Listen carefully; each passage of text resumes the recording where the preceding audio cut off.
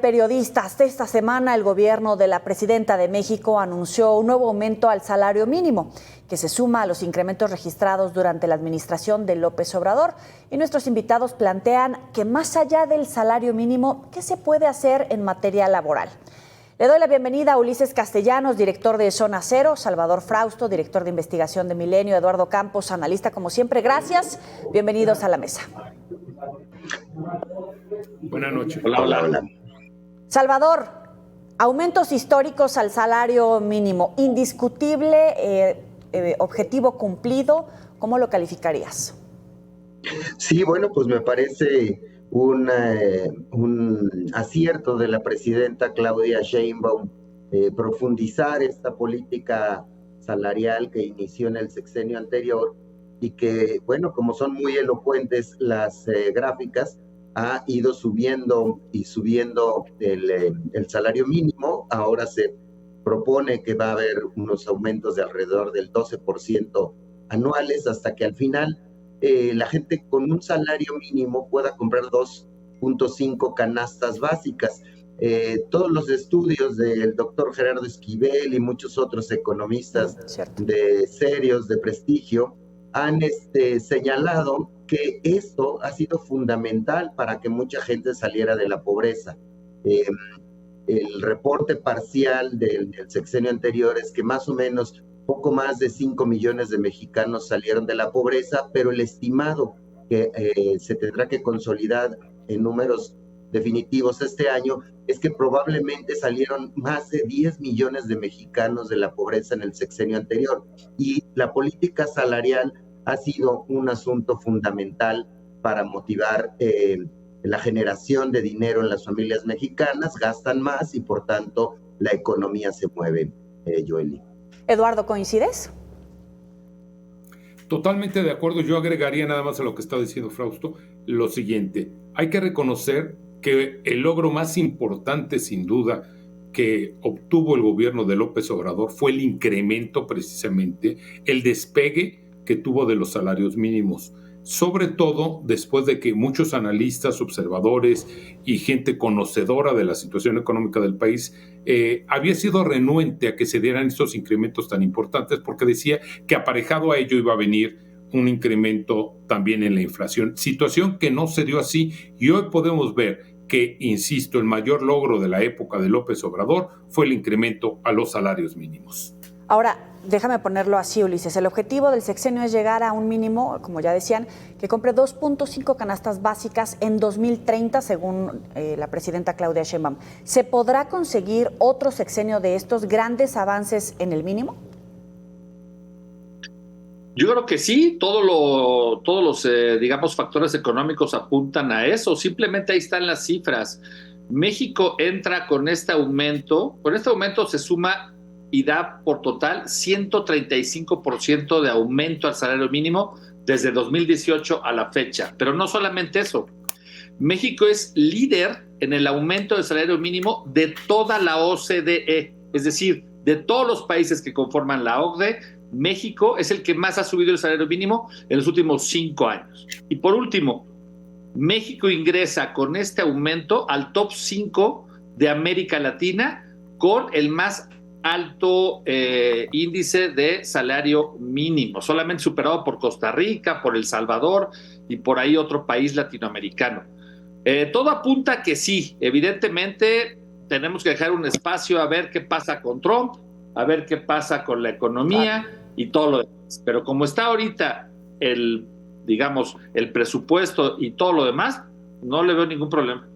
¿Cómo motivar el crecimiento económico, acompañar al sector empresarial con estas cargas que también puede derivar el avance en el salario mínimo y si se puede conseguir en este otro sexenio, Eduardo? Mira, yo creo que tenemos que ser muy claros que es una gran acción, un gran logro haber avanzado en el incremento salarial. Sin embargo, tiene que haber una serie de acciones paralelas que vayan abrazando esta iniciativa y esta acción de gobierno para poder realmente hacer la diferencia, porque pues a pesar de que sí se da este incremento importante, también tenemos que ver que la situación económica, no nada más de México y de la región, a nivel mundial, hoy está dependiendo de muchos factores y tiene que ser un trabajo conjunto que tiene que estar sustentado desde los países de origen, en este caso desde México, para poder hablar ya realmente de un incremento salarial y de una mejora en el nivel de vida de la sociedad, Yoli. Salvador, te lo planteo de la misma forma, y a largo plazo, ¿es sostenible y cómo acompañar en esos diferentes ángulos, por ejemplo, al sector empresarial, cómo ampliar el número de empleos formales en territorio mexicano? Pues sí, es interesante que el mensaje del sector empresarial fue aparejado con el anuncio de Claudia Sheinbaum de los aumentos al salario mínimo. Hubo presencia y hubo consulta con el sector empresarial y hubo un mensaje de respaldo a esta política pública. Otro asunto que me parece interesante es el consejo que está comandando Altagracia Gómez, que está con una serie de empresarios y empresarias, que por cierto son 7 mujeres y 7 hombres quienes la acompañan en ese consejo, pero el foco de atención de esa comitiva es motivar el desarrollo regional a partir de lo que se le llaman los polos de crecimiento, es decir, van a buscar las características de cada región para tratar de acompañar el gobierno a los empresarios en generar desarrollo. Eso me parece muy interesante. Y la otra misión es la relocalización, aprovechar esta ventaja que nos ofrece la posición geoeconómica y geopolítica de México, que puede generarse el trabajo, digamos, desde de empresas transnacionales desde cualquier parte del mundo. Entonces me parece que los pasos están dándose de manera seria, formal. Me parece que la presidenta Sheinbaum está imprimiendo ese sello que se esperaba de ella, de muy científica, muy profesional en la toma de decisiones, y pues se refleja eso en la tranquilidad que se advierte en el sector empresarial, Yoeli. Sí, y efectivamente, como decías, Ulises, el factor Trump pues obviamente puede alterar un poquito la ecuación. Y definitivamente hay retos mayúsculos en los próximos años, generación de empleo formal, y en ese renglón, por ejemplo, el sexenio de López Obrador quedó por debajo, según El Economista, de los números generados durante el gobierno de Peña Nieto, y que tampoco habría podido superar los números logrados con Felipe Calderón. ¿Está haciendo lo correcto el gobierno federal? Porque efectivamente viene una situación compleja con la llegada de Trump, pero ahorita Salvador ya ponía sobre la mesa este grupo de empresarios liderados por Altagracia Gómez. ¿Está haciendo lo correcto? Yo creo que sí. Mira, el tema económico es un tema muy complejo y tenemos indicadores que están por encima de lo que estaba sucediendo en los sexenios anteriores e indicadores que están por debajo de las expectativas o de lo que sucedió en sexenios anteriores. Habría que ir, digamos que, analizar factor por factor, pero veamos el bosque en general. Ahí están las cifras. Salieron 9 millones de la pobreza. Tenemos un salario de $448 mensuales ahora a partir de enero en términos generales en el país. Tenemos un índice de desempleo de los más bajos de América Latina. Me parece que, aunque entiendo siempre que alrededor del tema económico siempre hay este tema de la incertidumbre y de qué va a pasar y que es propio de la gente que tiene dinero y es la que está más preocupada, pues la verdad yo veo en general que el país tiene 3 factores que lo están convirtiendo en una economía muy potente en América Latina.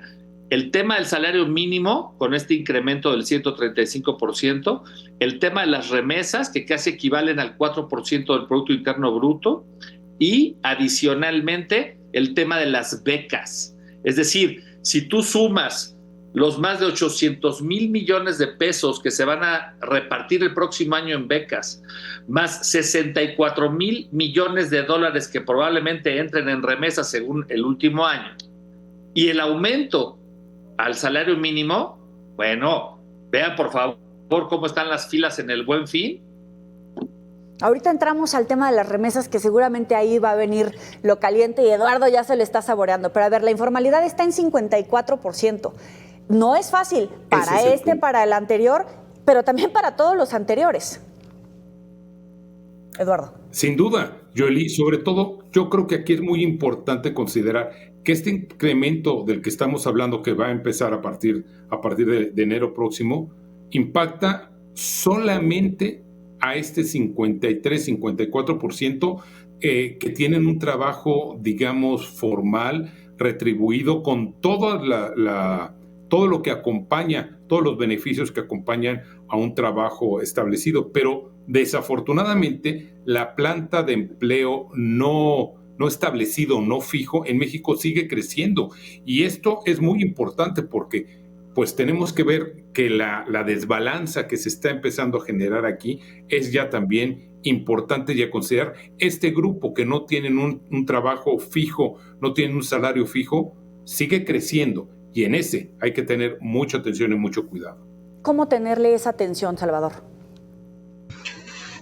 Sí, sin duda hay mucho trabajo por hacer para mejorar la cantidad de mexicanos que se enlisten en el empleo formal, pero bueno, hay buenos signos. Coincido con lo que han dicho mis compañeros, en que sí, bueno, pues se está generando las condiciones para tener una mejor tema económico. Pero bueno, pues está Marcelo Ebrard en la frente de Economía, eso también da confianza a los inversionistas. Se ha anunciado atraer una serie de inversiones del extranjero importantes, y eso refuerza lo que decía Ulises, es decir, si sumamos la cantidad de proyectos sociales, de ayudas sociales, con el tema de las remesas, y con el que no hay que asociarla, digamos, como con un éxito del gobierno actual, sino es un fenómeno que se da desde su propio carril, digamos. Y el tema del aumento en el salario mínimo, vamos viendo y vamos construyendo una realidad que está generando las condiciones para que todo salga adelante. Ahora bien, si efectivamente se cumplen las metas de seguridad, pues eso será otro aliciente para las inversiones. Otro factor, sin duda. Sin embargo, viene la era Trump y la ola de deportaciones. Las remesas han venido a la baja. Es monumental el número de envío de remesas que existe hoy por hoy, pero puede haber una baja. Después de la pausa lo abordamos.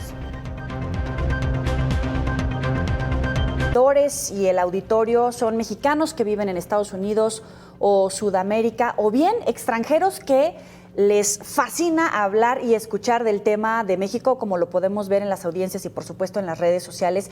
Y hay muchos planteamientos sobre qué va a pasar si efectivamente se cumplen estas deportaciones masivas con las que ha amenazado Donald Trump, a partir del pensamiento y el razonamiento de los miles de millones que envían los paisanos que viven en Estados Unidos, es decir, mexicanos que trabajan en Estados Unidos y que mandan esos recursos a territorio mexicano.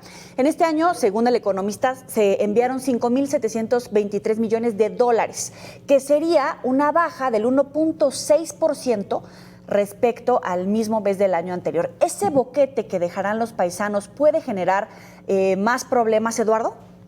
En caso de que se cumpla, por supuesto.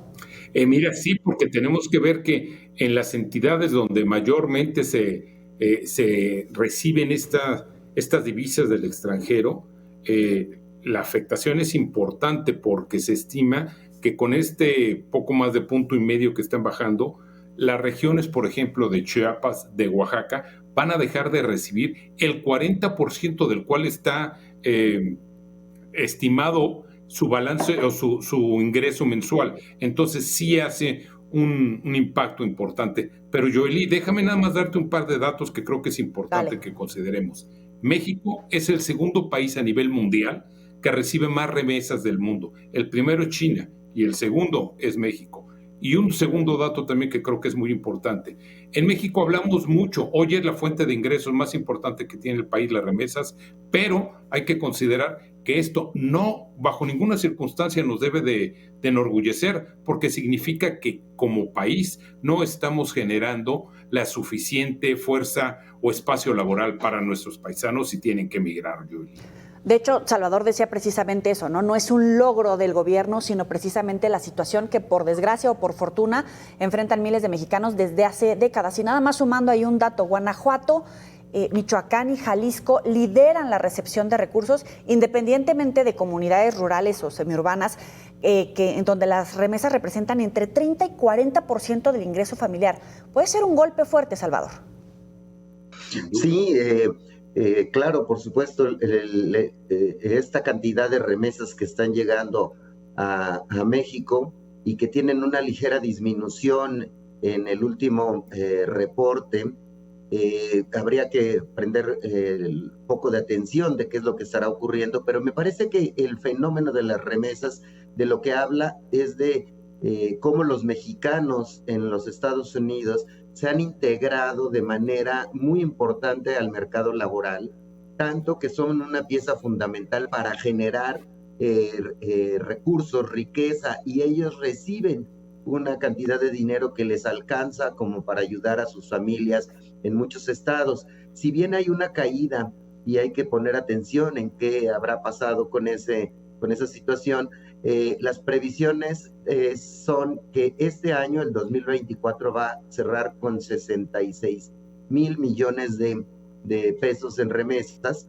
y en el 2018 era 34,000 millones los que entraban, es decir, casi se duplicó del 2018 a la fecha esa cantidad de dinero. Ahora bien, hay un plan emergente. Ahorita mismo está el canciller en los Estados Unidos hablando con los cónsules para preparar la atención a los migrantes, para prepararnos ante la llegada del tsunami Trump, que sí hay que tomar medidas.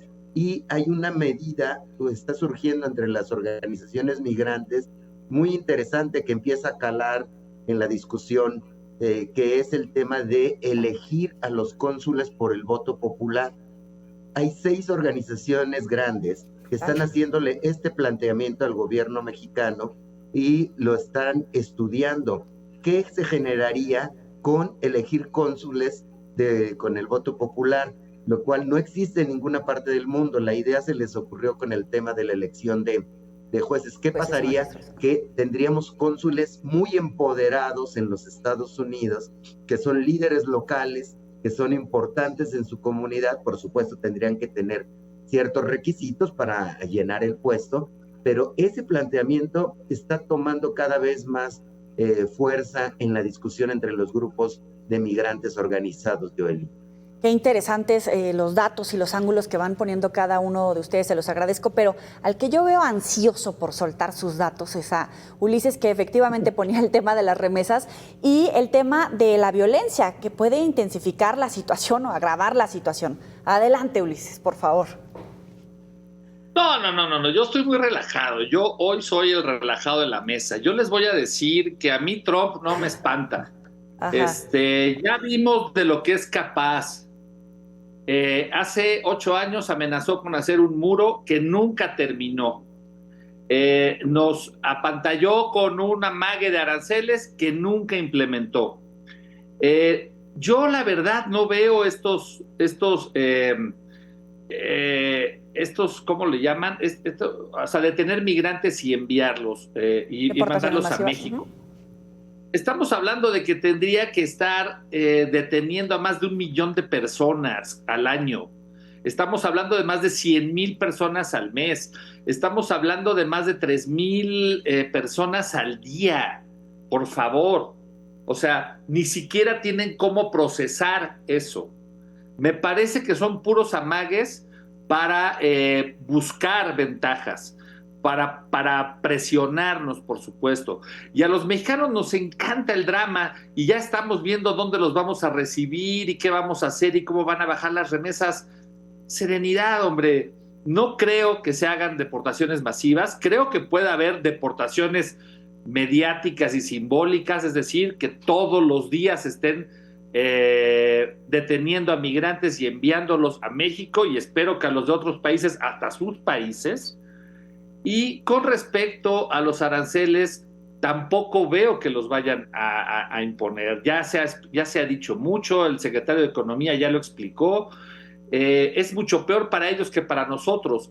Entonces, ¿qué afectación va a tener esto para las remesas? Pues habrá que ver qué porcentaje de los mexicanos que detengan que son fuerza laboral, mandan... también muchos de ellos allá. Perdóname, Ulises. Sí, o sea, supongo, sí, obviamente, si detienen a 10,000 migrantes y nos los regresan, ya sea en Tijuana, Juárez o Matamoros, pues sí, seguramente se van a perder remesas, pero pienso que el porcentaje va a ser muy bajo, es decir, no veo a millones de deportados en la frontera, me parece que es como el tráiler de una película de la Guerra Z con Brad Pitt y nos queremos imaginar una locura que ni siquiera pienso que Trump lo esté diciendo en serio. Ya escucharon al optimista de la mesa. Yo creo que sí vamos a ver por lo menos una fotografía, como bien dices, a lo mejor efectista. El ritmo de 100,000, 90,000 al mes es imposible porque todavía efectivamente no tienen los recursos para hacer esas redadas, trasladarlos en avión, en camión o como sea, ponerlos en la fila, etcétera. Sí es un reto mayor. Sin embargo, ¿hay alguien que coincida con Ulises, Eduardo? Yo respeto y quiero mucho a Ulises desde hace muchísimos años, pero hoy sí estoy en desacuerdo contigo, querido amigo, por una razón. Lo que está pasando en este momento es ya una realidad. El gobierno de Texas está ofreciendo ya una inmensidad de tierra para crear estos centros de refugio donde van a estar permanentemente las personas que van a regresar a sus países de origen, por un lado. Por otro lado, uno de los estados más importantes como es Texas, pues va a ver reforzada toda esta política que ha venido implementando desde hace años con un Trump 2.0, permítanme la frase, que va a venir a darle un mayor spin, un mayor vuelo a todas estas acciones, porque sabe que además es lo que su gente está esperando. Y hoy Trump llega no porque haya convencido, sino que a sus fanáticos seguidores, a esos hombres que van más allá de la razón en algún momento, lo que quieren es ver esto, ver estas deportaciones masivas. ¿Se va a hacer? Pues sí, porque yo coincido con Jolie, efectistas probablemente sí, para la foto probablemente sí, tú que le sabes mucho a la fotografía, Ulises, pero yo creo que sí va a darse una descomposición en la relación México-Estados Unidos, porque primero veamos que Trump nunca se ha enfrentado a una mujer y cuando lo ha hecho, veamos cómo ha sido el trato. No se nos olvida aquella reunión del G20 y el mal trato que tuvo, por ejemplo, con Angela Merkel. ¿Qué va a pasar con Claudia Sheinbaum? Veremos. ¿Qué es lo que va a pasar con Trudeau? Pues ya vimos que Trudeau se regresó con las manos cruzadas de nueva cuenta a Ottawa. Bueno, y China también ahí tiene algo que ver, ¿no? Casi nunca se menciona, pero puede afectar en esta relación trilateral. Salvador, ¿tú coincides? Porque también es cierto que independientemente si son deportaciones por millones o por miles, al final depender de un flujo externo tan volátil como las remesas expone a un riesgo del colapso, por lo menos de la familia afectada, y ya no hablemos de comunidades. Lo que veo es que el clima antiinmigrante en América del Norte está fuertísimo, es mucho más, está mucho más acelerado que cuando fue la primera administración de Donald Trump. Coincido con Eduardo en que veo un Donald Trump mucho más agresivo con ese tema del discurso antiinmigrante.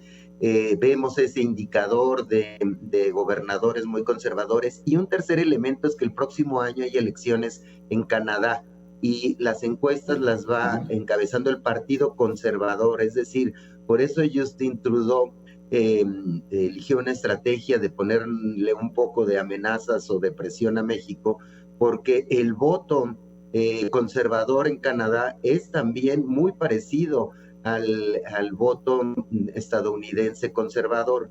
Ese discurso está muy fuerte y si gana el Partido Conservador allá, como hasta el momento las encuestas van señalando, nos vamos a tener que sentar a la mesa con 2 gobiernos conservadores a renegociar el TLC, el Tratado de Libre Comercio de América del Norte, y eso no es poca cosa porque, y el otro elemento, que Claudia sea mujer frente a un macho que no sabe cómo tratar a las mujeres y se le nota, no lo puede como ni ocultar, Claudia, además. es decir, Ajá. Sí, claro, exacto. Ahora Trudeau, y con esto cierro, se equivocó al ir a rogarle a Donald Trump, pues, se fue al hotel y ahí estaba esperando a ver si lo invitaban a la cena y se regresó con sus nalgadas. Yo creo que Claudia lo ha hecho más inteligente que el señor Trudeau. Como siempre, les agradezco enormemente. Ulises Castellanos, director de Zona Cero, Salvador Frausto, director de investigación de Milenio, Eduardo Campos, también analista, periodista. Muchísimas gracias a los 3 por estar en Mesa de Periodistas. Nos vemos la próxima. Pasen la bien.